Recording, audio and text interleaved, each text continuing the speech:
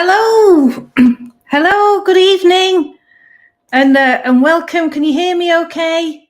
I just check, yes. Hello, how are you doing? Hope you're all really well. Thank you so much for joining this evening. It's going to be a really good night, an hour of fun-filled cruise chat. So if you are watching, then please just say hi.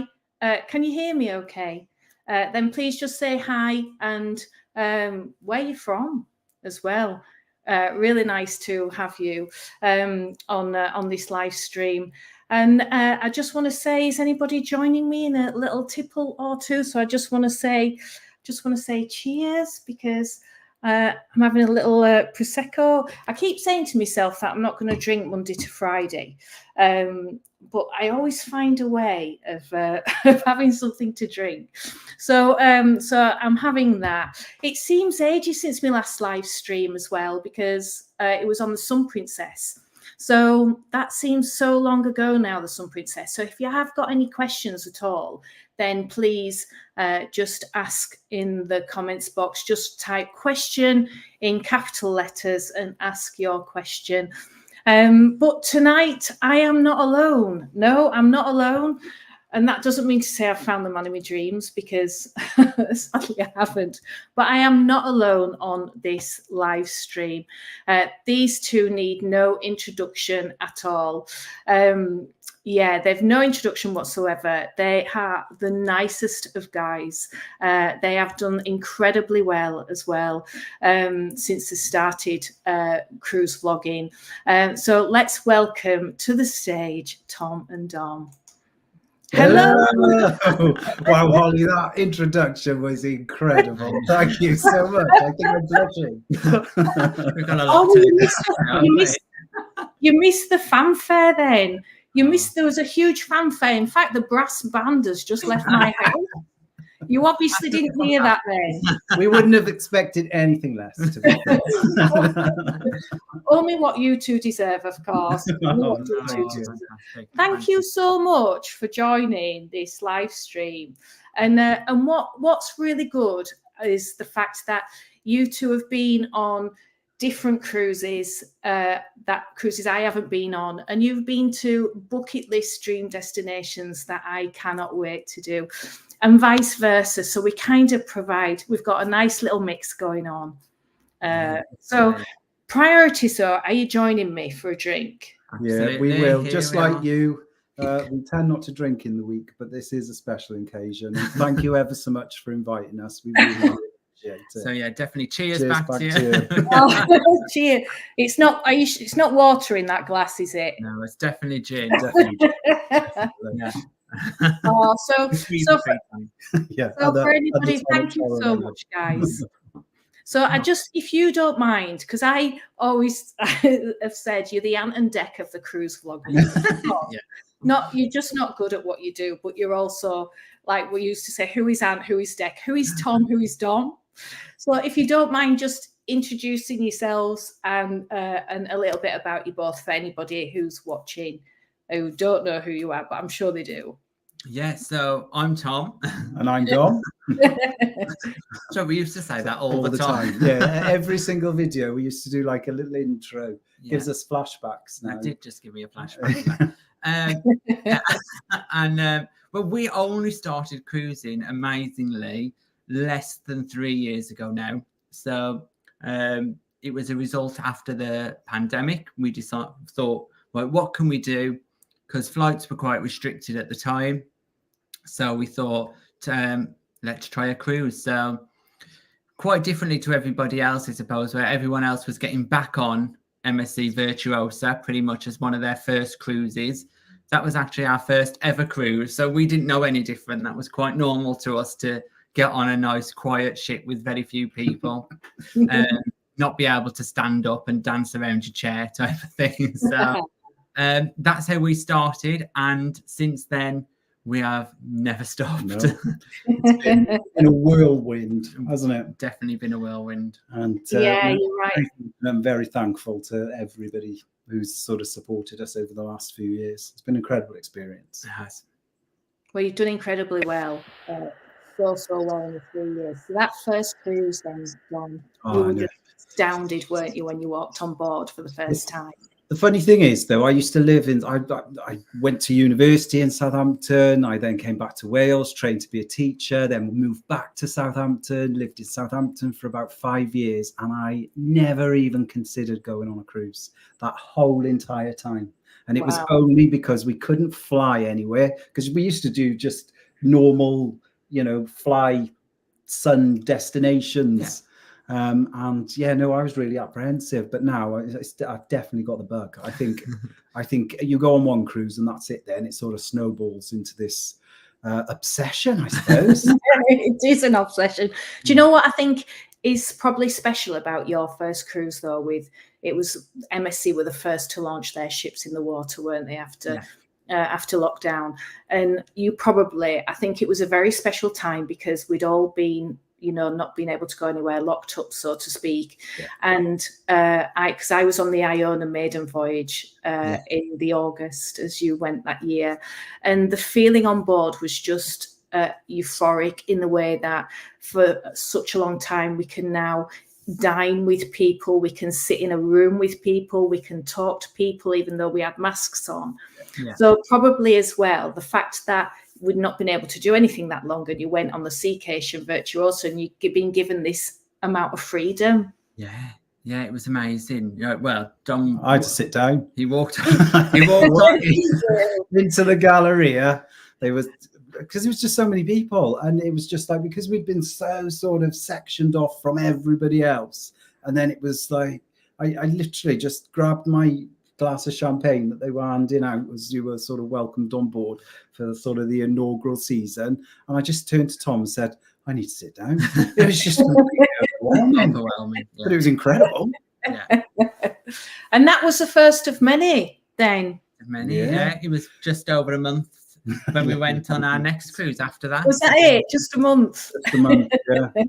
And which ship was that you went on after? We did a Marella Explorer. Again, around the UK. From Southampton. And things had moved on a little bit then, so we did UK ports, but you could only get off if you were on an escorted tour. Yeah. So we didn't get off a lot. We didn't get off a lot because obviously some of the places we'd already been before. But we had a lovely walk around Newcastle. Went to see the Angel of the North. We went to see the Angel of the North. Yeah. So we went around the top of Scotland, although we weren't allowed in. We went to Belfast. Yeah, that was fantastic. Belfast's a fantastic cruise destination, though, in terms of the Titanic Museum. Yeah. Just the history. Giant's it's incredible. Causeway, Giant's Causeway as well. That was incredible. Yeah. And the weather that day was glorious. So nice. So nice. Well, I have so many questions that people have messaged me to ask you that can't make tonight's live stream.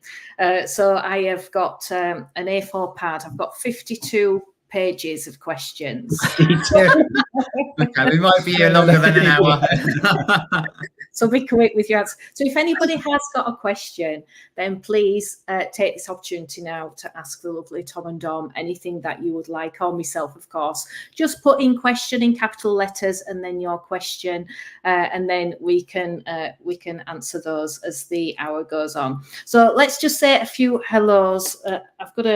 I'm going to say sometimes, with my glasses, sometimes I can see and sometimes I can't. So Lucy Gregan, we've got. Hi, Holly. This is a first comment and first question. Have you got any more cruises booked? Well, funnily enough, I might just have in 2 weeks' time.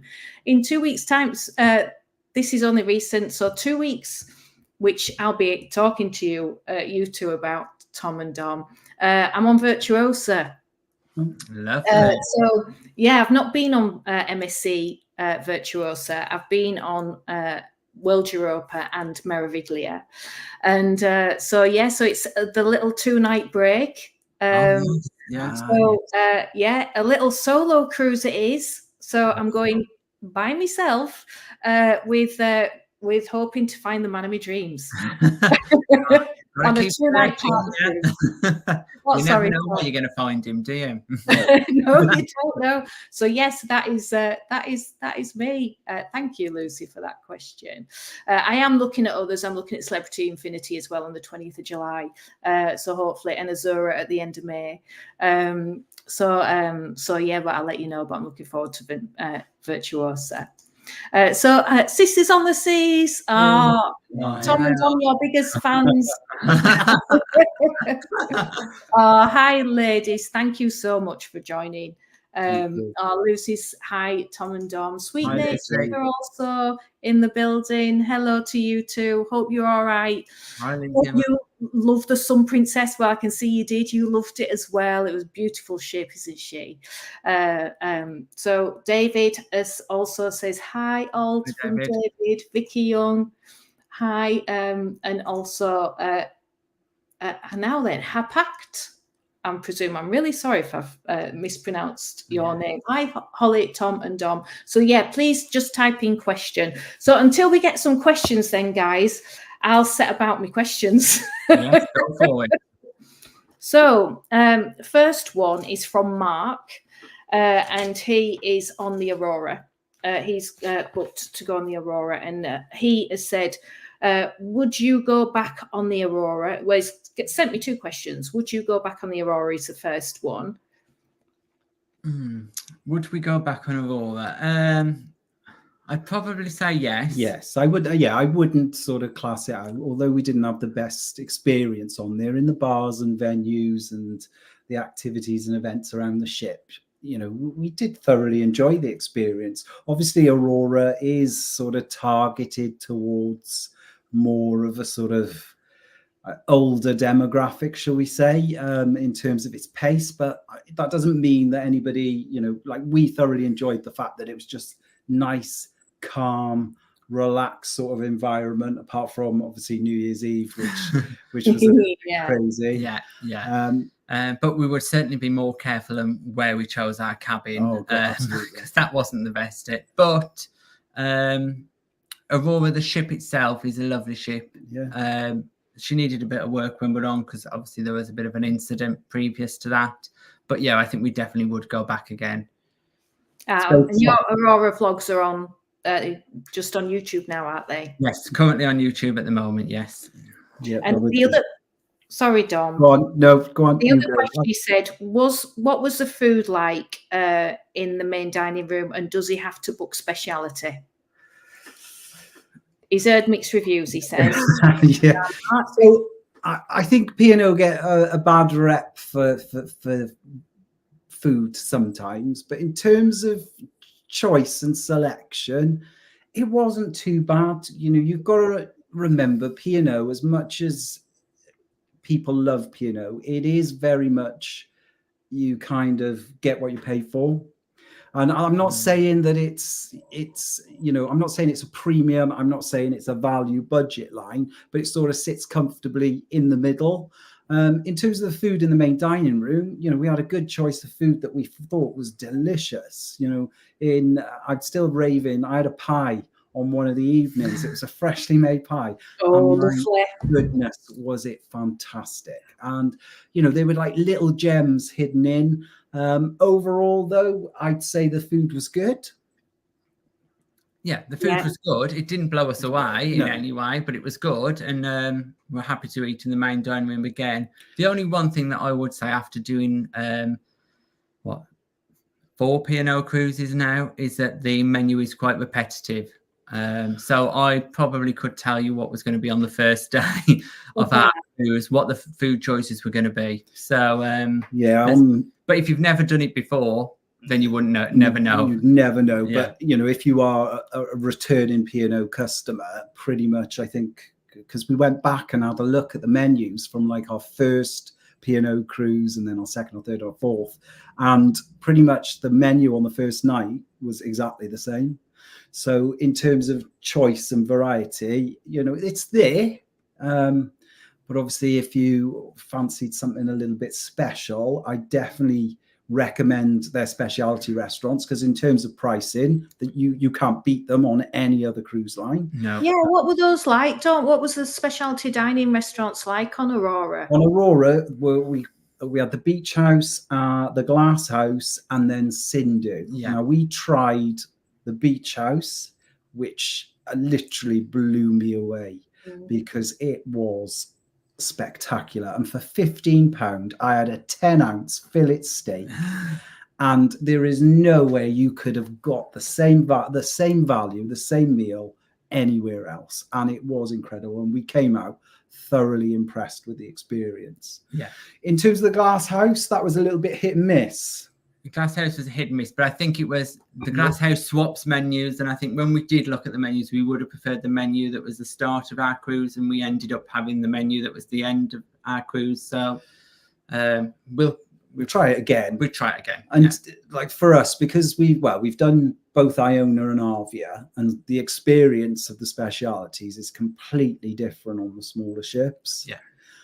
So even if you've sort of tried one on one of the smaller ships and you didn't like it, the chances are the menu is going to be different on, say, Iona. Yeah. And Arvia. Yeah. Which is fantastic. But I still sort of highly recommend, P&O specialty restaurants, because they are something special, and they're just such good value. Yeah. I agree with you. Yeah. The Beach House, when we went on Arvia last year, the Beach House was the first night, and it was £10 on Arvia, and I had what you had, the steak on the lava. And the atmosphere, the menu, we had the tostadas to start with, then we had the and then we had the marshmallows and the chocolate sauce. Amazing. And it was phenomenal, and the atmosphere was great, the waiter we had, and we loved it that much we booked in another 2 times while we were on the 2-week itinerary, because for £10 you can't go wrong. You can't go wrong. I know you had to pay extra for the steak, but it was and by far, that is my favourite on P&O specialty dining. Yeah, we think we agree. For the price that you pay, and we enjoy the meal in Epicurean, but the price comparison is, you get so much for your money in the Beach House. Yeah. So we have Shell joining us. Hi, Shell. Hi, Shell. From all the way in down the road. Yeah. Tom, you think you might have seen Shell on the beach? On the beach in Newquay, So a question for you from Lucy. Tom and Dom, have you looked at P&O Cruises 2026 itineraries yet? In all honesty, we haven't. And that is because that's how we tend to book our cruises. We are very much probably late bookers in terms of cruises, so we tend not to book any more than a year in advance. We've had a quick look at the 2025 itineraries, and there's a couple there that are a little bit interesting. Like, we want to try Azura in the Eastern Mediterranean, coming out of Croatia and Malta, because we've never done that part of the Med before, and it's supposed to be, like Dubrovnik is supposed to be absolutely beautiful. But in terms of 2026 itineraries, I think that's a little bit too far in terms of our planning. Yeah, because is it today they've gone on sale? Yeah, they have. Yeah, yesterday for the top tier members, and then today for up to June departures, and then July, October tomorrow. Is there anything you've got your eye on? Well, do you know what? There's an absolute bargain on Iona on Easter Saturday. Is it? And it might have changed our mind. Honestly, it is just been phenomenal, that sailing. And I think, oh goodness me, I'm testing my knowledge now, but I think it's about $499 for a week, or it may be $529. And it's Easter Saturday for a week to the fjords on Iona. That's good for the fjords. So it's so good. So yeah, I'm kind of thinking, price wise, I love the fjords as well. So I'm thinking I'm kind of thinking that. But then there's what I really like as well is the solar eclipse cruises. Where we've been looking. Yeah, have you been? Yeah, because I think that's one of the cruises you've got to look that far in advance, because they get pretty quick. And obviously, if you want a cabin in a certain location, if you definitely want to go on this cruise, then it is always wise to book in advance. Yeah, that's a one-off event, isn't it? Yeah, well, there's two. There's one on Ventura and one on Arcadia, and one's doing Iceland and one's doing Spain. And they have said that Spain is a really good place to see it. But I'm kind of, so there's those, but I'm kind of waiting for Princess to launch theirs because I know they're doing a solar eclipse cruise as well. So as well, Cunard have got some solar eclipse cruises, but we looked at the Iceland one, but with the Iceland, we're just there's so high a chance of it just being cloudy. Yeah. And you think, perhaps Spain is the better option. Yeah, I don't know. Yeah. We'll have to see, won't we? We'll have to see. Yeah. Question, Sisters on the Seas. Oh, you're so lovely, you two ladies. Question, is there one ship that you haven't sailed on yet that you would really like to try? So I'll let you two answer this first. Really like to try. Oof. Well, we haven't sailed on Star Princess, and that was cancelled, so we'd still like to try. To be honest, though, we were expected delays, weren't we? Yeah. It wasn't sort of, well, yeah, we're definitely going to go on this cruise because of all of the issues and the problems. But we thought we'd chance it because it was in August. Yeah, I got summer holidays. I don't need to I can't really have any time outside of the school holidays. So we thought, we'd chance it. So I'd still love to try Sun because the content that people are putting out, it does look like such an interesting concept, and to be so different to traditional Princess and yet still retain some of that Princess service levels. I'd be really interested to try that. Yeah, you had a great time on just for your 5 days. You seem to pack so much in. Yeah. Honestly, I absolutely am a huge Celebrity Cruises fan. I think some Princess is up there, and I cannot wait to get back on board. I'll definitely be booking Star, but yeah, she and I'm sure Sweet Natured will agree. Looking from their content as well, I love Princess as a brand anyway, and but some Princess, it was just everything. When the cabins reminded me of NCL Prima, which are 5-star, all the restaurants, they've still kind of got some of the restaurants and some of the bars that you would expect on a Princess ship, but they've all been elevated to more luxurious feel. It just oozes luxury and class. It really does. And to have the dining experiences like they've such new, like Love by Brito and Spellbound, is kind of wow moment for Princess. And you honestly, I could talk to you about some Princess all day long. I just loved that ship. I absolutely loved it, so very, very much recommend it. If there's one ship, I'd probably like to try some of the ultra luxury lines. Obviously, if I could get on one of those, our budget doesn't stretch to that at the moment, but of course I'd like to try one of those ships if we could. Yeah, well, my ship has been is the Explorer, Explorer Journeys, and the Explorer. I mean, to have a Dyson Air Wrap in your cabin, I mean that. I'm sold. The epitome of luxury. Only, of course, a woman would say that. But it's Explorer Journeys for me, 100%. And Explorer 2 is coming out middle of August. Very expensive, especially for solo. But although they've got some solo deals on at the minute. But yeah, I've got my eye on that. Definitely, 100%. Good. But yeah, I might be a bit over budgeting on expectation, to be fair with you. Thank you so much for your question. Sharon, hello from Dagenham. Hi, Sharon. I'm booked with Ambassador for a multi-generational cruise with my grandson, 15 years. Do you think he will enjoy it? Over to you, Tom and Dan.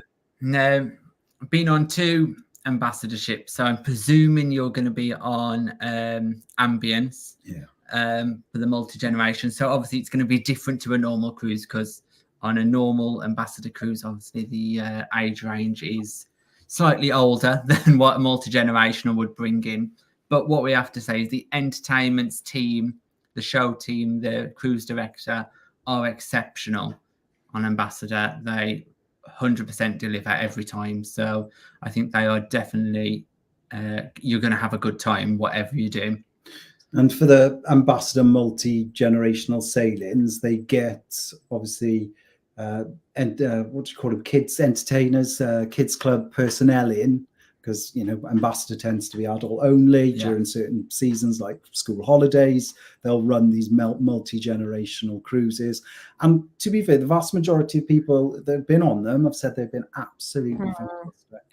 So I think in terms, he'll thoroughly enjoy it. Yeah, I think there'll be plenty to do. There will be. And there'll be plenty of others on there around his age as well. Yeah, I had a lady who she went on last year's multi-generational cruise in August, and she had two teenagers, and they were her grandchildren that she took with her, and they loved it that much. She's booked this year as well. Brilliant. So that's isn't it? Yeah. And it's interesting with Ambassador because they've been they're a relatively new cruise line, but there's so many people that have sailed with them, multiple times. Yeah. It's incredible the fact that two years of Ambassador? No, 3. 3 years, and they've got some people that have cruised with them 10 plus times, 10 different sailings. Yeah. So it's definitely a brand. I think it's definitely a brand to watch, and because they sort of position themselves premium value, isn't it? That's how they premium sort of, value. Well, you have done both Ambience and Ambition. So I know there's slight differences. Ambition being the newer one, and people are saying it's more livelier than her sister, the Ambience. So, what is kind of your thoughts? You've sailed on both ships. Do you have a preference, or do you feel the difference of each one? I think just like any ship, really, that you're going to get different people who are going to like different ships for different reasons. So I think, yes, I can see why on Ambition people prefer it and it's livelier, because their late night venue is great on Ambition, whereas the more relaxing passenger perhaps on Ambience has got a beautiful like crow's nest type venue. Remind me of its name. The Observatory. The Observatory. And beautiful windows, and it's a wonderful place to sit all day. So they both offer something different because they are nowhere near the same. They're completely different ships.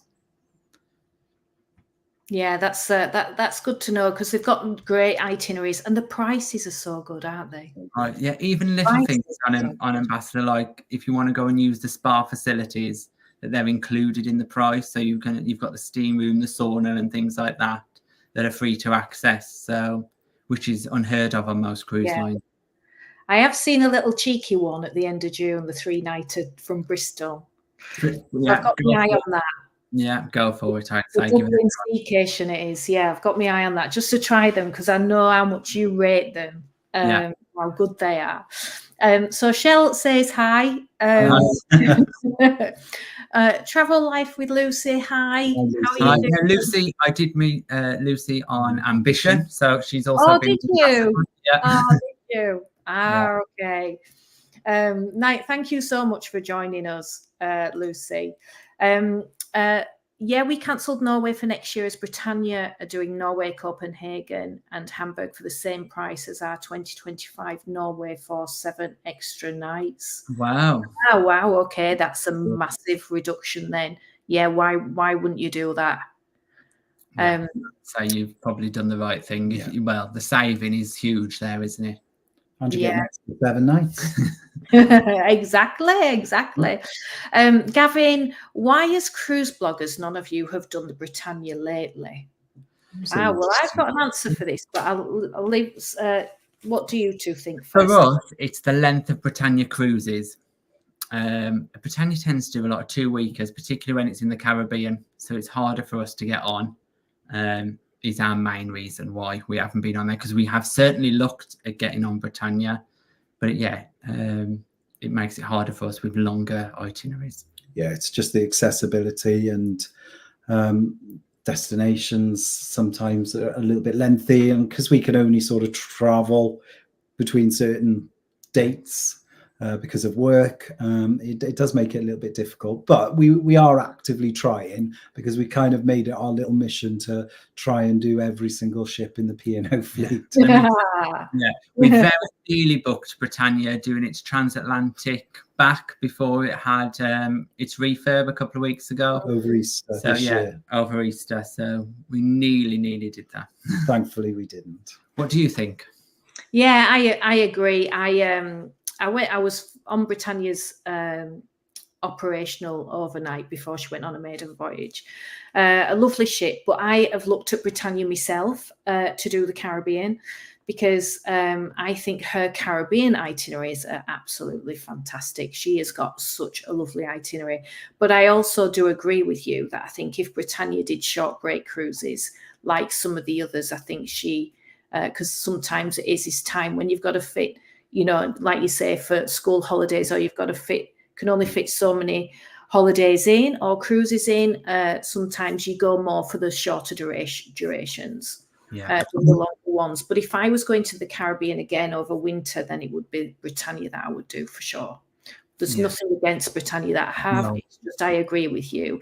It's just, if they did the 2-3 nights like they do on Arcadia and others, then I think it would be more accessible for a lot of us. I think Tom from the 4Bs is currently on post refit, so it'll be interesting to see the little changes and tweaks. So have a look at the cruising with the 4Bs, because Tom's on there at the moment. Is he? Okay. So Gavin, you must be a big fan maybe, or you're booked to go on Britannia, then let us know. Completely agree. Sun Princess was fantastic. We can't wait to go on a Sphere class ship again. 100%. I'm completely and utterly with you. Thank you so much. Brilliant. Okay, that would be interesting to see then, just to see what the differences are. Okay, and Cruise Monkeys run it on their group cruise. So there you go, Gavin. Yeah. So Lucy, we have Avia booked for next year in October for our wedding. Huge congratulations. And then 2026 May for Norway, Copenhagen and Hamburg. Just love the new P&O itineraries for 2026. You are busy, but huge congratulations that you're getting married then on board Avia, are you, Lucy? And that's something that the Princess were talking about it yesterday when they had the naming ceremony, how amazing the experiences are for getting married on board. I 100% would do it. The prices are phenomenal. Everything's taken care of. You treat like a princess. Definitely. Yeah. And we always think when we see these wedding parties going past, we think, they must be having a good time. They always look like they're enjoying themselves on board. So the thing is, everything you could ever want is in one place for you. You haven't got to worry about booking any cars or sorting guests' accommodation out or anything like that. Exactly. There's none of that, is there?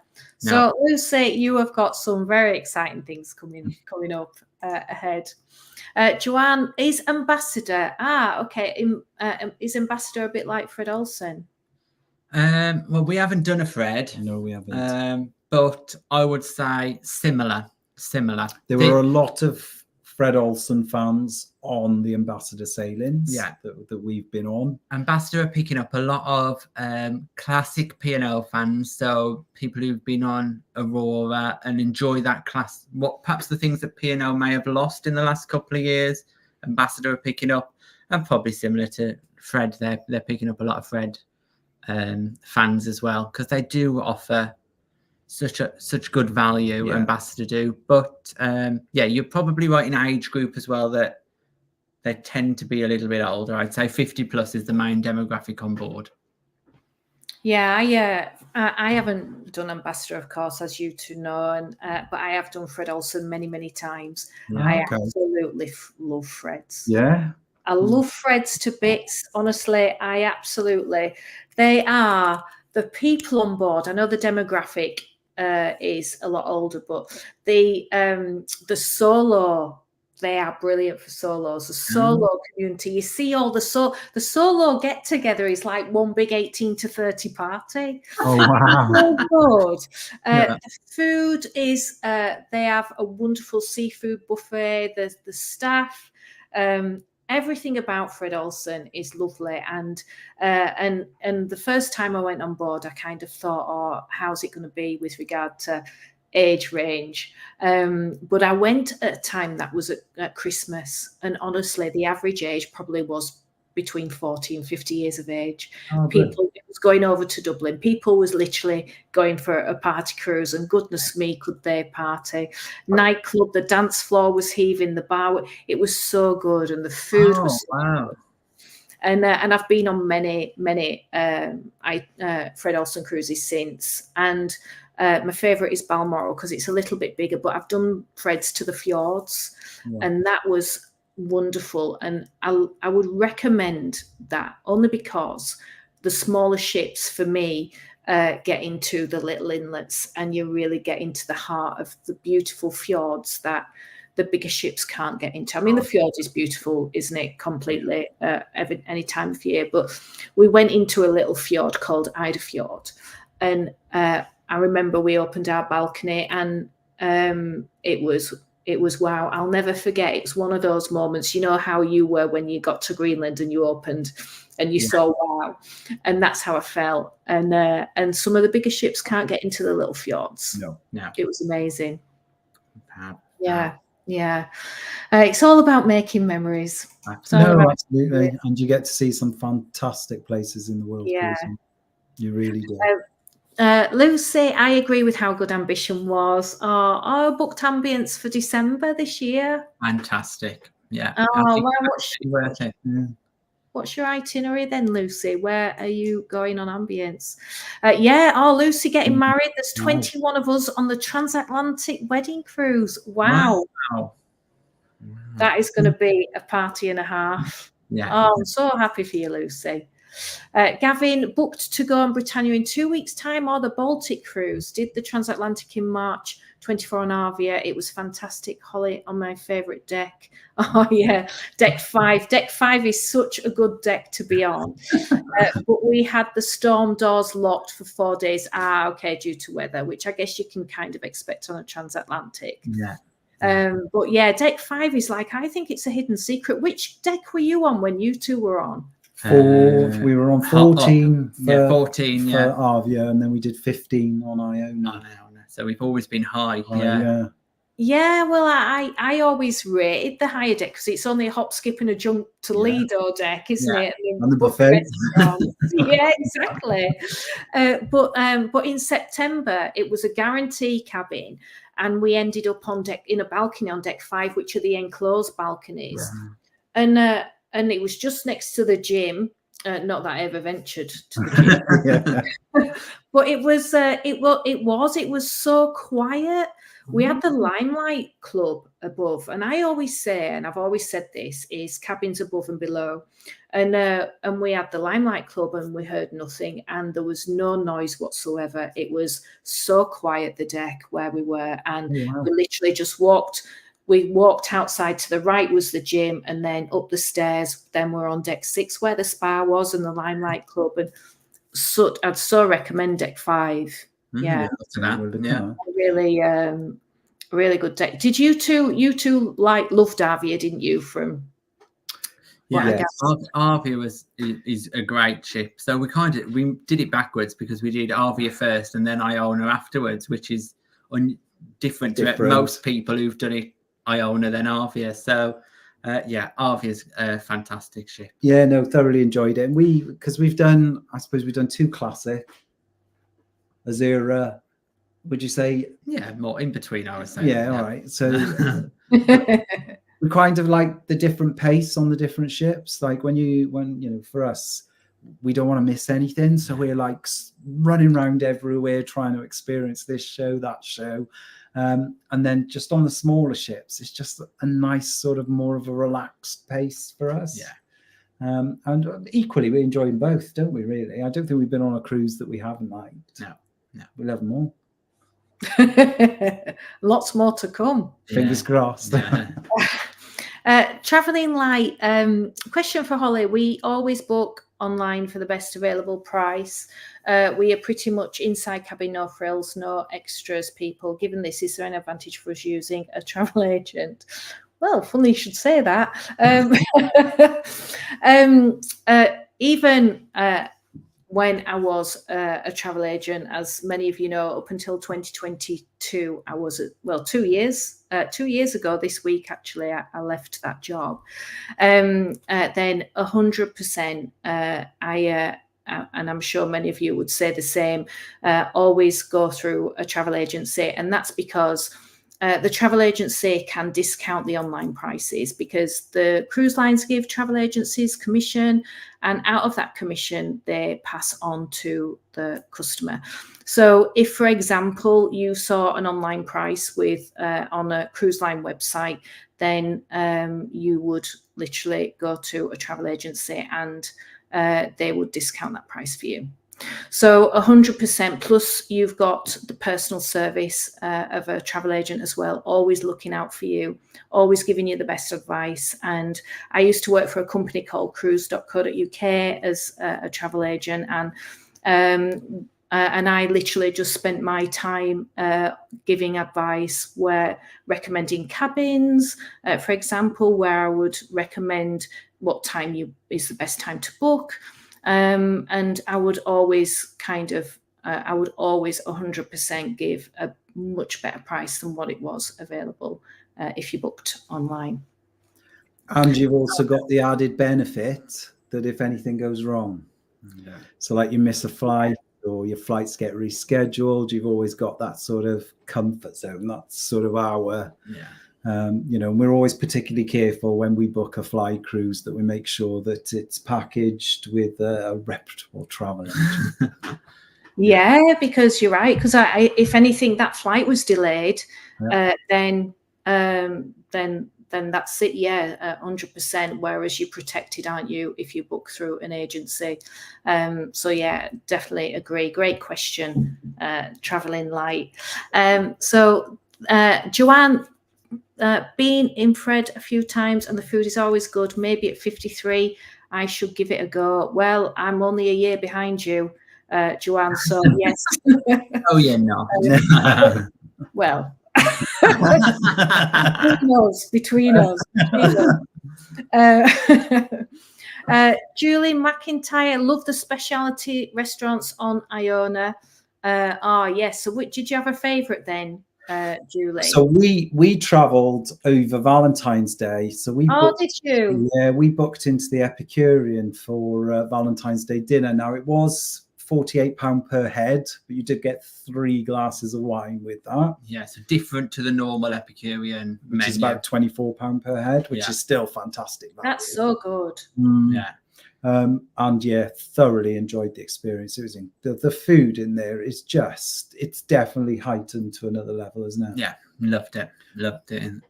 On Iona, it's the best one we've been on in Epicurean. Did you do Epicurean on Arvia then? Yes. And you preferred Iona? Yes. Yeah, well, it was a different menu, so it was a special menu for Valentine's Day. Yeah. So I think the food was even better again because it was a special one-off. Okay. And Arvia, it was the maiden voyage, so they weren't quite refined. Yes. Yeah. Very well put. Yeah. A little bit of romance, Valentine's Day on Epicurean. It was lovely. It was really nice. That sounds lovely. It sounds lovely. Julie, what's your favourite specialty dining restaurant on Iona? So Travel Life with Lucy. She's so good. Thank you so much for asking your questions. Hamburg and Amsterdam for one of the festive sailings. So this is what you're doing in December then on Arvia. Yes. Have managed to convince extended family for their first cruise too. Yeah. That's really what good. Ambassador do, if you haven't tried cruising or you haven't been on with Ambassador before, they even do one night tasters. Yeah, festive events where you can get on for one night on board one of their ships. It is in Tilbury, so that might be quite far for some people, but it would give you just a little taste of the ship to see whether you liked it or not before you did a full cruise with them. Yeah, that's such a good idea. Have you done a festive break? Well, we've cruised over New Year and Christmas. That was on Arvia. Yeah. And then last year we were on Aurora last year for New Year. Yeah. So we do like a festive break, mainly because it fits in nicely with the school holidays. Yeah, yeah. Something a little bit special, isn't it? It's like every year, what we're going to do for New Year, what's going to happen, what we're going to do for Christmas, and it kind of, let's just go on a little cruise over New Year's, elevate it slightly, a little bit more special. It does make the ships different to a normal sailing, so it's nice just to see something a little bit different. Do you know what I always wanted to do as well, just near Christmas, but to do a festive river cruise? Yes. Just hop off, go to the Christmas markets, and then hop back on. We are on the lookout for something this Christmas, and are you? Is that what you're looking for? River cruise is definitely on the list. Yeah, they sound amazing, don't they? Yeah, and really good value as well. Good, really cheap. Julie, love them all, but Epicurean was amazing as well on Iona. Yeah, Julia agrees. Julie did Ambition to Iceland last July. Best cruise ever. I was pleasantly surprised. The food and entertainment really good. Yeah. Would you agree? Yeah, absolutely. Entertainment is fantastic on board. Really, really good. And I don't know if you've ever done a Morella cruise. Holly, have you ever done Morella? I have. 2012. It was the Thompson Majesty then before they changed to Morella. So not since, no.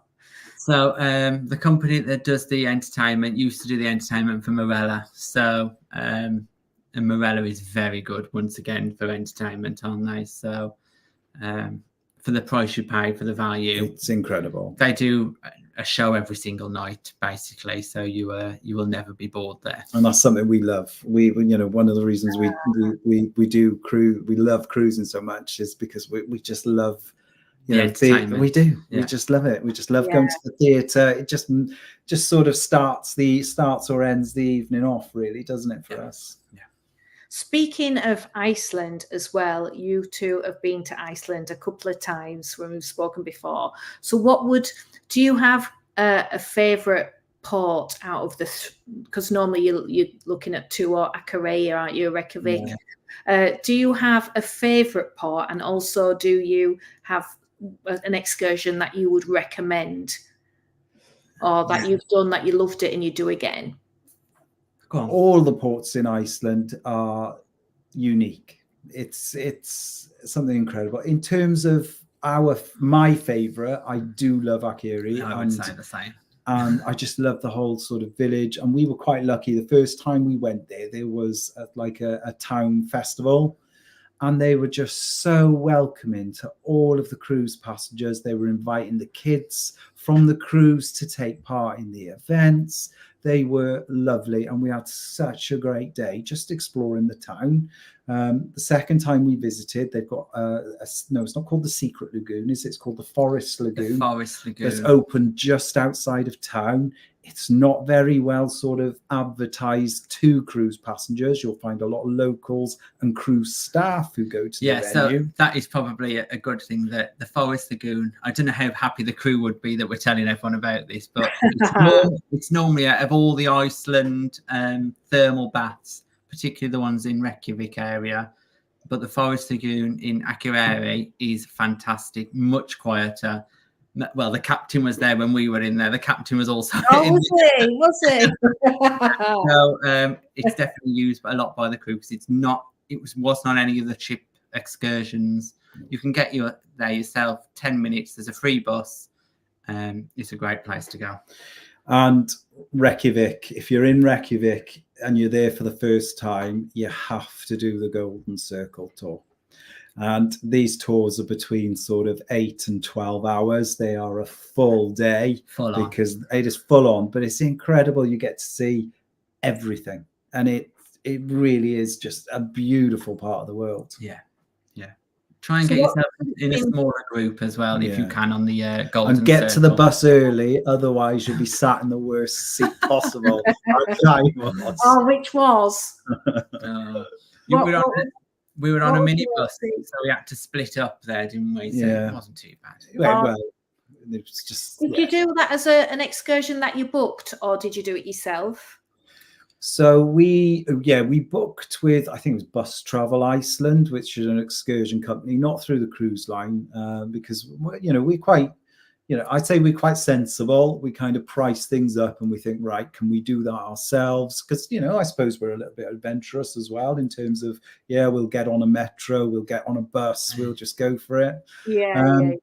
But for the Golden Circle tour, it's definitely because you just want to be kept together, and because you're taken sort of so far into Iceland out of Reykjavik, it's just nice to have that sort of safety and security net. In Akureyri, you can use the public transport system to access some of the waterfalls. You don't have to book with any excursion companies as well.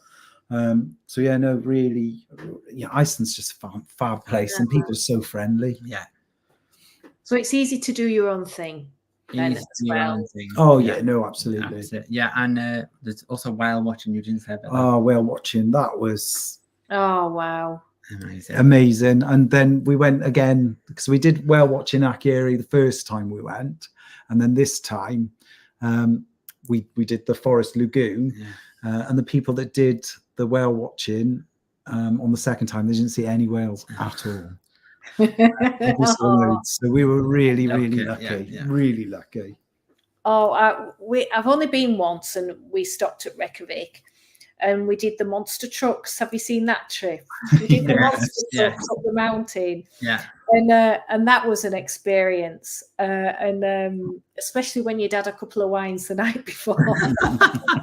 Not advisable. That was such a good experience. It was really weird because you're going up the side of this mountain on this truck, and it's just like that. And then all of a sudden it stops on a little bit of flat terrain, and there's a hot dog stand. As you do. As you do. But the scenery was lovely. But I haven't done the other Icelandic ports. I'd love to do them. And I've only been there once, so I haven't really seen a lot more. Like, I haven't done the lagoons, but the Forest Lagoon sounds wonderful. It's definitely worth doing. It really does. So Joanne, hi Joanne. Out of all the cruise companies, who has the best entertainment? Difficult question. Well, it all depends what entertainment you like. So obviously Royal and things do like Broadway style shows. NCL do some now, less than they did, Broadway style shows, but then the smaller companies like Moella Ambassador do a show every single night. So if you want to see something different, musical style show every single night, then I'd go for one of the smaller companies. If you want one big Broadway style show, but that's shown a few times through the week, then one of the bigger American companies are better. I don't know. It all depends what you want, I suppose. That's a difficult question. It is true. It's because, I think every cruise ship does entertainment in a slightly different way.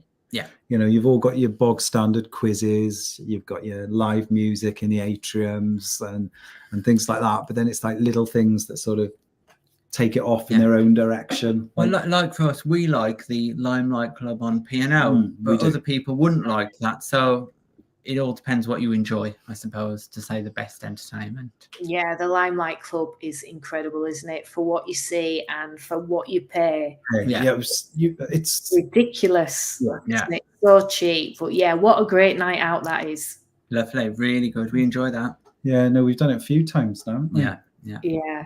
Who did you see, Holly? We saw oh goodness me, my memory. Gareth Gates. This was in September. I've seen Mary Mack as well. She was really good. We've seen, oh goodness me, the guy that is now he's replaced Marty Pello on Wet, Wet, Wet. Yeah. I can't remember his name. But Gareth Gates was amazing. Mary Mack. I haven't seen the person that I'm desperate to see, and you may have seen it, is Lavoie. No, we haven't. We missed it every single time. I've met her so many times and spoken to her, but I haven't seen her at the Limelight Club, and she's supposed to be incredible. Isn't she? It's supposed to be a great. Yeah, I think she's on Britannia this week, I think. Yeah, she's doing a deck by deck live, isn't she, on an eye? Yeah. Those are so good though, aren't they? So funny. So Oh yeah. yeah. So Lucy, do the big new Royal Caribbean ships appeal to you? The biggest we've been on is Anthem, so we haven't seen. Do you know what? I'd probably say we'd give them a go. Oh yeah, no, absolutely. Because they do look amazing, but we'd probably have to do about 4 cruises on them to appreciate them on Icon, I think, because I don't think you'd ever get around it in a week. No, you'd have to be on there for a month in order to experience everything that's on offer. So yes, we would go on. Not top of our list though. No. Yeah. I think you'd have to make a plan. I know that's very, very boring, of just exactly where we're going to go, because we would be genuinely awful on there, because we'd be like, well, if we go here, we're going to miss out on that. And but they do look just phenomenal. Yeah. What did you think? I think with regard to the Icon, I just think I'd love to do it, but I think you could go on 3 cruises for what it would cost for one. Yeah. And I think that's the key for me, is you could get so many more cruise experiences. So hopefully the prices will come down in the future. But it's not value for money, I don't think, personally, at the minute. Yeah. For us, we'd rather be on like a medium-sized ship going to places like Greenland or somewhere than just back and forward around the Caribbean on Icon, I suppose. So, but the Crown's Edge looks amazing. Would you do the Crown's Edge? Yeah, I would. Dom wouldn't. Dom got on the high rope. What's the high rope course called? Oh, Dom. And then his legs turned to jelly halfway around the course. The thing is, we were sailing. We were out at sea, and I'm halfway around the course. I'm on the spider web on Arvia. I'm obviously concentrating where my feet are, and I look up towards the front of the ship, and the ship's just doing this. And at that point, I just turned to Tom and went, "My legs are gone. I can't move." Terrified. Wasn't to the spot. Oh, my goodness. And I've never gotten off any type of obstacle course quicker than I did that. Tom was amazing. He climbed all the way to the end. He rang that little bell. Yeah. Not for me. Not for me. Would you do? Have you seen the swing on MSC World America? I would. Would you do that? Yeah, because it's fit. Oh, see. Oh, okay. You're strapped in. You're strapped in. You just sat there and sort of enjoying. That looks amazing, doesn't it? The swing. Yeah. Goodness me. I always wonder what they're going to bring out next Royal Caribbean. I really do. So Julie did the Golden Circle tour. Amazing. The water geysers, waterfalls galore. But as you said, full on. We were absolutely exhausted. We barely had time to eat anything, and we were that busy, weren't we? So it's definitely a busy day. That's on my list then, definitely for next time. Forest Lagoon, 100%. Yeah. What is your favourite port when you step off the ship and you are straight into the destination? We love Honfleur. Oh yeah, Honfleur is supposed to be beautiful. Warnemund and Biquai by tender. So what is your favourite port? Oh gosh. So we one of our favourite ports, because I think, is Flam in Norway, because that is just a picturesque location. The people were incredible. They were so friendly. They were so nice. And we probably did one of the best excursions we have ever done. Full stop. Yeah. No, we didn't do the Flam train. You didn't do the Flam railway. We hired one of those little electric cars, and we drove ourselves around the fjord. Oh, did you? Yeah. Oh, we have never laughed so much. Because you're like sat in this licorice all sorts. We've got camper vans, coaches. You're winding up the fjords on these little roads. It was incredible, absolutely incredible. I think at the time it cost us £120 to hire the car for 3 hours. Where did you hire it from? Could you hire it right outside? Yeah, e-mobility. I think they're called e-mobility Flam. They're not far from the train station. No. And they normally have the cars parked out the front. Incredible. Obviously, it's like, well, you fit 2 people in, but obviously one sat in the front and then the other's sort of sat in the back. I've got So to it's see quite pictures. screens. But on it, we've never laughed so much. It was just, And you end up on top of the fjords, and you can walk up yourself, look down. You can get out when you want to get out. Oh, wow. It was spectacular. and they give you this little GPS system that talks to you. And obviously, if you go off route, it's sort of like, "Oi, you're wrong, turn around, go." And it was just so much fun. Yeah.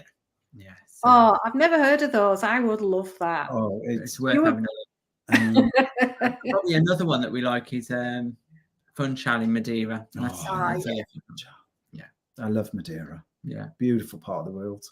Yeah, it is. It's Beautiful. lovely. It is. It's beautiful.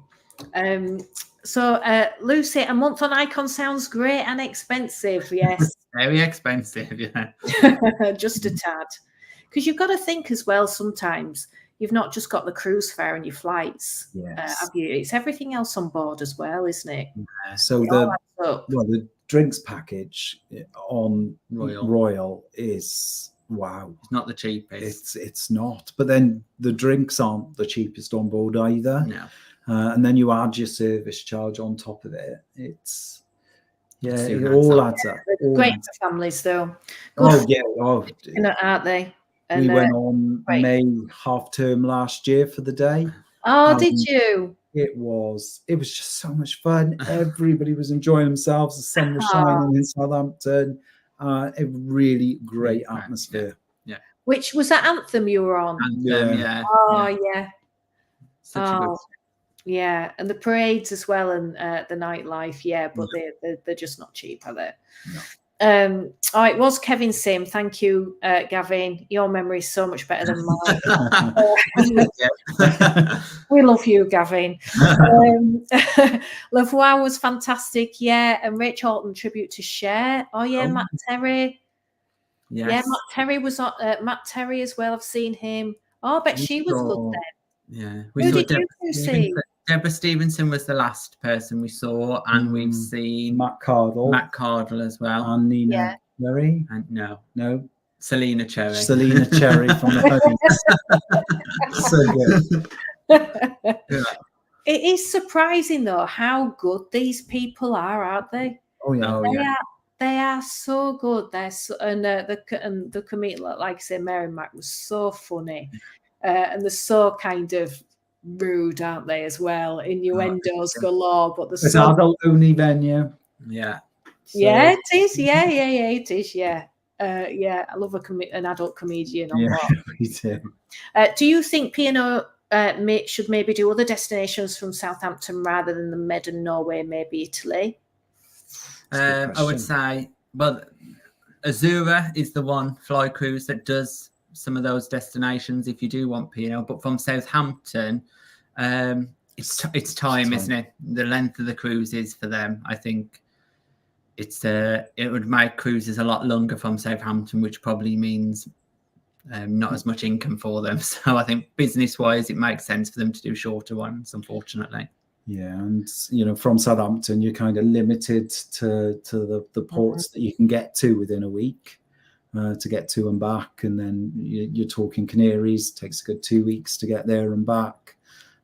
Just little things like that, I suppose. Yeah. So if you want guaranteed sunshine, a fly cruise, we've done P&O Azura fly cruise, which was one of the best cruises we've been on, really. Yeah. Thoroughly enjoyed it. And that was a fly cruise to Tenerife, got on Azura, had a fantastic week, flew back. Yeah. No problems at all. I do know that some people are a little bit apprehensive about flying and much prefer to be sort of transferred from home to Southampton just for the comfort and security. Don't get me wrong, we love cruising from Southampton because it's just so much easier. Bring as much luggage as you want. It's so quick, isn't it? So quick and easy. But I think Azura's got some lovely itineraries. Yeah. She really has, hasn't she? She's a great ship. She really is a great ship. Good size, perfect size, perfect size. Loved it. Well, guys, it's 8:05. Who'd have thought? Oh wow, where's that gone? Where's the time? Where's the hour gone? And do you know what? We haven't even touched on. We'll have to do this again. Because it's. I say other people have been asking me questions. It's mine. Because Greenland. Oh yeah, so much. Greenland was our most favourite cruise we've ever been on. So yeah, something different, something completely unique.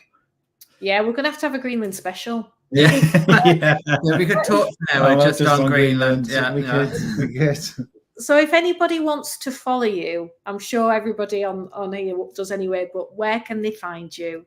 Well, we are all the social media, so whether that's Instagram, X, Twitter, Facebook, our Facebook group, or on YouTube, all at Tom and Dom Travel.